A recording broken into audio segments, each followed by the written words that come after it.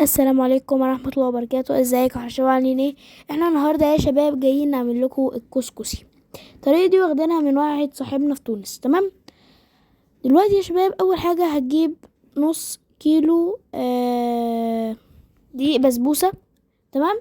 وتبدا بقى تحط عليه شويه ميه وتقلب، شويه ميه وتقلب، شويه ميه وتقلب زي ما انتم شايفين يا شباب.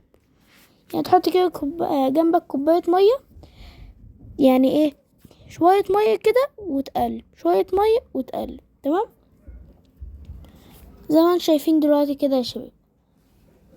نخليه يمسك كده في بعضه، يبقى متماسك وما يكونش هش. تمام. تمام. بس ونروح يعني ايه، نخليه كده جميل. تمام. يعني نودي يمين وشمال ونزود مية، شوية مية كده. يعني تجيب مثلا كوباية مية وتحطها جنبك، كل شوية كده تاخد حبة مية وتحطها. تمام. تمام. يلا نبدأ برضو نقلب. يا احنا عايزينه يكون ايه، متماسك، مش عايزينه يكون معجن بس متماسك، ولا معجن متماسك بس يا شباب. نقلب. انا بقى نفسي اعرف مين، يعني مين متوقع مين اللي هيكسب بكأس العالم. يعني انا دي فاتية من عندي المانيا، يعني بشجع المانيا. الصراحة انا بشجع المانيا. انتوا بقى بتشجعوا مين في كأس العالم؟ اكتبوا لنا تحت في الكومنتات. اخويا برضو بيشجع المانيا. تمام. ابتدينا نقلب يا شباب بالمعلقة. بعد ما خليناهم متماسكين قلبنا بالمعلقة.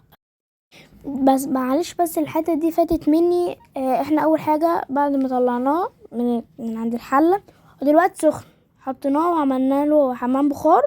تمام. ابتدينا بقى نقلب فيه عشان هو دلوقتي سخن. تمام. نقطعه كده يا شباب ونرجع عشان نفنطه تاني وتالت ورابع. تمام. بس يا شباب نبدأ برضو نعمله كده بالمعلقة عشان نفنطه، عشان هنفنطه تاني.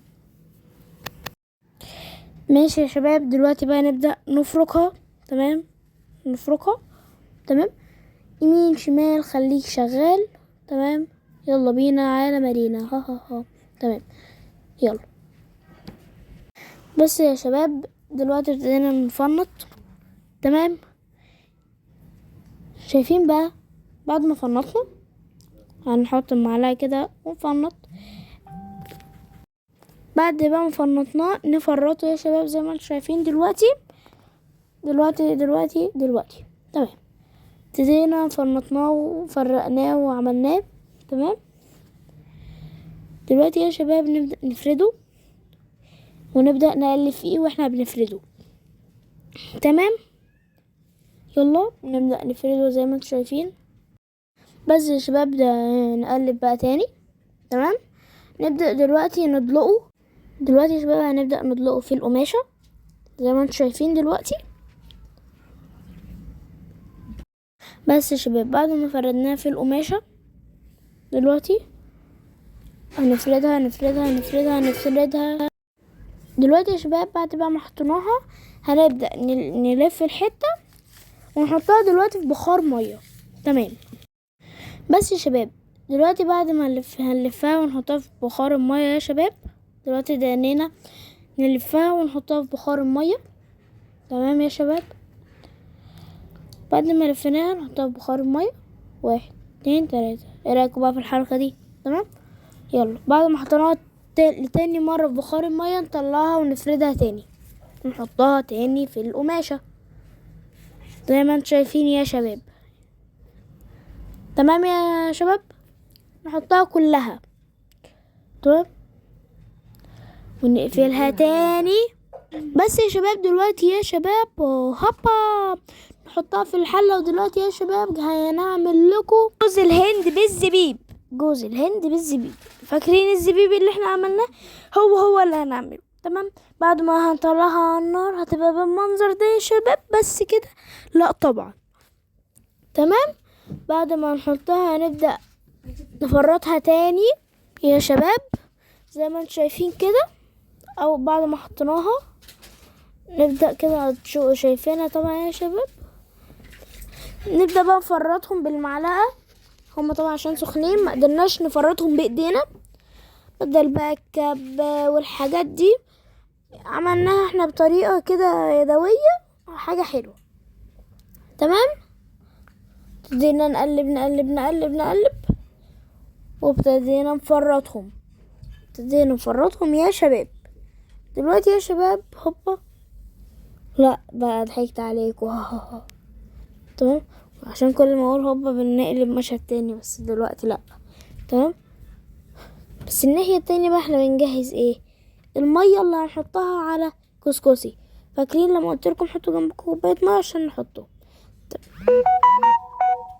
دلوقتي يا شباب هنبدأ نعمل جوز الهند. جوز الهند هنعمله ازاي يا مصطفى؟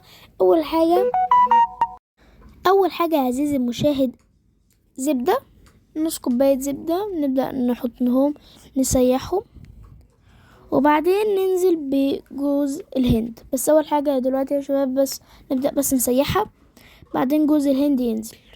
تمام، هوبا، نزلنا يا شباب جوز الهند الجميل اللطيف. بعدين هننزل بالزبيب اللي احنا عملناه في فيديو فات. تمام، دلوقتي نزلنا بالزبيب يا عزيزي المشاهد، وبعد ما هنعمل الزبيب هنحط معلقتين سكر وشوية مية، بس ما فيش اسهل من كده. تمام، يلا بينا نكمل الفيديو. تمام، زي ما انتم شايفين دلوقتي يا شباب، بعد هنقلبهم كده ونحمرهم. بعد ما نحمرهم معلقتين سكر مع نص كوباية مية هيبقى حاجة كويسة. تمام، يلا يلا يلا بينا. احنا اهم حاجة التقليب ده اهم من اي حاجة. تمام، دلوقتي يا شباب حطينا المية ومعلقتين السكر، زي ما انتم شايفين دلوقتي في مية والسكر اهو. بس احلى حاجة بقى وعليه سكر مطحون في الاخر كده على الوش، جرنشة، طعمه رهيب رهيب. تمام، انا جربته وبنصحكم بيه.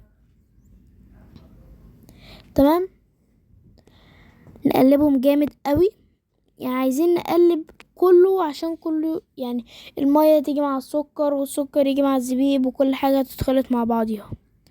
تمام، واخيرا وليس اخيرا، هذا هو طبق التقديم، طق السكر.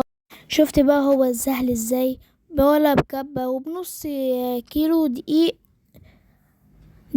بسبوسة. بس يا شباب دي كانت نهاية حلقتنا. لو عجبتكم لايك والاشتراك وكومنت باي، استنونا في حلقة جديدة.